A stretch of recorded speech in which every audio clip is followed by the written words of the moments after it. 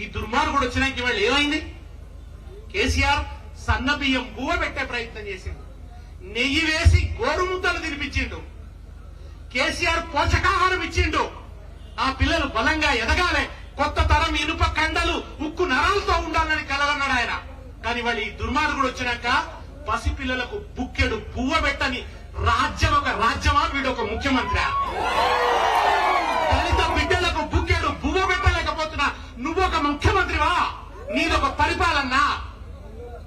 కనీసం బుక్కెడు బువ్వ, పరిశుద్ధమైన బువ్వ, ఆరోగ్యమైన బువ్వ నువ్వు పెట్టకుంటే, బిడ్డలు చచ్చిపోతుంటే వాళ్ళ అంత్యక్రియలకు పోతుంటే కూడా పోలీసులు అడ్డా నిలబెడుతున్నాడు ఈ రేవంత్ రెడ్డి.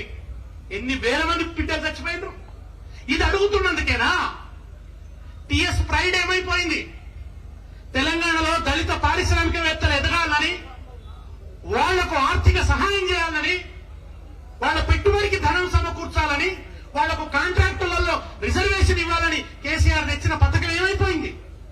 ఎవరికి వస్తున్నాయి కాంట్రాక్టులు? ఇవాళ ఎవరు కొడుతున్నారు? ఎవరి చేతుల్లో?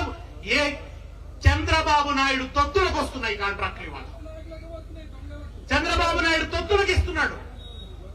ఇవాళ టిఎస్ ప్రైడ్ పోయింది, దళితుల కోసం పెట్టిన స్కీములన్నీ పోతున్నాయి, దళితులకు రావాల్సిన ప్రయోజనాలన్నీ మంట కలిసిపోతున్నాయి. ఇది ఏందని అడిగితే వెటకారపు దాడి. రేవంత్ రెడ్డి మాట్లాడితే నిలువెల్ల అహంకారం, మాట నిండా వెటకారం, భాషంత వికారం, తెలంగాణకు తీరని అపకారం. ఒక ఆయన ఒక టీవీ కొందామని పోయిందట, టీవీ కొందామని, మంచి టీవీ కొనాలనుకున్నాడట. అంటే ఎక్స్ట్రాడినరీ ఫీచర్స్, చాలా న్యూ టెక్నాలజీ. ఇప్పుడు ఏదైతే ఉన్న టీవీల కంటే కొత్త మోడల్ టీవీ ఒకటి కొందామని పోయిందట. పోతే అక్కడ షాప్ లో చూపించినట్టు ఆయన, ఇగో ఈ టీవీలన్నీ చూడు, ఇగో ఇది 5K రెజల్యూషన్, ఇది 6K రెజల్యూషన్, ఇది మరింత, ఇది దీని ధర ఇంత, దీని ధర ఇంత అని చెప్తున్నాడట. చెప్తుంటే అన్ని టీవీలు చూసుకుంటూ వచ్చిన తర్వాత ఒక దగ్గర ఒక పాత టీవీ ఉన్నదట, పాత డైనోరా టీవీ లెక్కున్నదట. ఈ టీవీ మాత్రం అన్నిటికంటే రేట్ ఎక్కువ అన్నాడట. అరే ఎందుకే ఈ టీవీ ఇంత రేట్ ఎక్కువ ఎందుకు? ఇది మామూలు పాత టీవీ లెక్కున్నది కదా, గంత పెద్ద కొత్త టెక్నాలజీ ఉన్న టీవీలకున్న దానికంటే దీనికి రేట్ ఎక్కువ అన్నాడు. ఇందులో ఒక ప్రత్యేకత ఉన్నది, దేంట్లో లేని ఫీచర్ దీంట్లో ఉన్నది ఏం చెప్పింది.